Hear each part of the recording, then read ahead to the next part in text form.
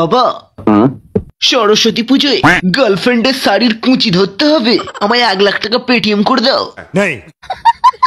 টাকা কড়ি এখন আমার কাছে নেই, আর তাছাড়া এবারের পুজোতে আমি একটা মাল তুলেছি, তাকে নিয়ে একদিন আমি ঘুরবো আর একদিন তুই ঘুরবি, তাহলেই আমাদের পুজো কেটে যাবে।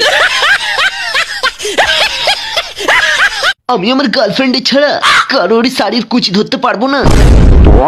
তোমার এত বড় সাহস, তুমি আমার গার্লফ্রেন্ডের শাড়ির কুঁচি ধরবে না, তার সাথে স্কুলে লুচি খেতে যাবে না? ভুলে যেও না আমি তোমার প্লে বয় বাবা। তুমি বাবা বলে তোমার গার্লফ্রেন্ডকে নিয়ে শুধু একদিনই আমার স্কুলে লুচি খেতে যেতে হবে, আর বাকি দিন কি বাড়িতে ফুটিয়ে বসে থাকবো? আমি আজই টুম্পাকে নিয়ে বেরোবো। সরস্বতী পুজোতে এখনো অনেক দেরি, তাতে কি হয়েছে, আমরা প্যান্ডেল দেখবো, প্যান্ডেলের বাঁশ পড়ছে কিনা দেখবো। আমার মাথায় এমন এক বুদ্ধি এসেছে যার মাধ্যমে আমরা পরীক্ষাতে পাশ করে যাব। এত বুদ্ধি মাথায় নিয়ে তুই ঘুমাস কেমন করে বাবা? বাবু ভাই, আমার কাছে একটা দারুণ প্ল্যান আছে। প্ল্যানটা কি বলতো? পরীক্ষার সময় এক্সাম হলে স্যার যখন আমাদের গার্ড দিতে থাকবে, তখন আমরা চুপচাপ ভদ্রভাবে পরীক্ষা দিতে থাকবো। যখনই স্যার আমাদের সামনে আসবে, ডুস করে পাত দেবো, আর পাদের গন্ধে স্যার রুম থেকে বেরিয়ে যাবে, আর তারপরে আমরা 3 জন মিলে নকল শুরু করব। পাশ করার জন্য কত 33 নাম্বার লাগবে, তো নকল করে 20 নাম্বার আর প্রজেক্টর 15, তাহলে কত নাম্বার হলো আমাদের? 35।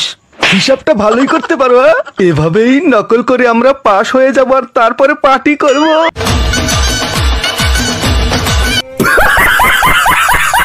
গব্বর সিং, আমার ছেড়ে দে।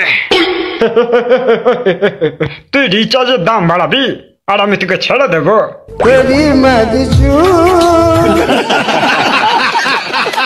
তোর জন্য শালা আমার গার্লফ্রেন্ড ছেড়ে চলে গেছে, আমি শালা ওকে রিচার্জ করে দিতে পারিনি।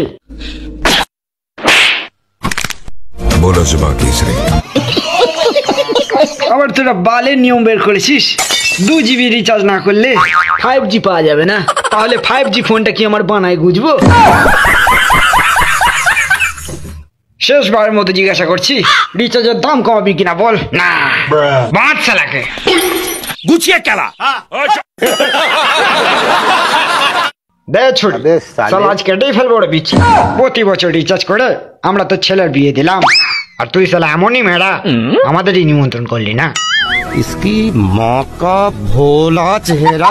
শেষবারের মতো বলছি, রিচার্জের দাম কমাবি কিনা বল। তুই তাহলে রিচার্জের দাম কমাবি না, কেটেই ফেলবো তোর বিচ্ছি।